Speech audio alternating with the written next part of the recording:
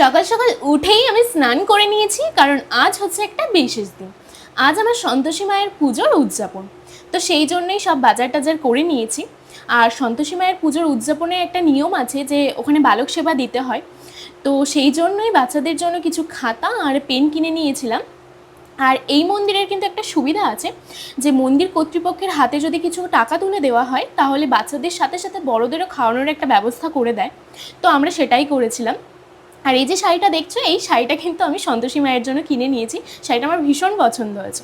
তো হ্যাঁ, ফাইনালি এবার আমি রেডি পুজো দিতে যাওয়ার জন্য।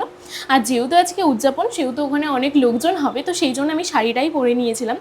তো বেরিয়েই পড়ছি এবার পুজো দিতে যাওয়ার জন্য। আর এই দেখো, এটা হচ্ছে আমার সন্তোষী মা। তো এখানেই আমি 16টা সপ্তাহ পুজো দেওয়ার পর আজকে আমি উদযাপন দিচ্ছি। তো এবার আমাদের পুজো কমপ্লিট। আর যেহেতু পুজো হয়ে গেছে সেই জন্য সবাই এবার প্রসাদ খেতে বসে পড়েছে।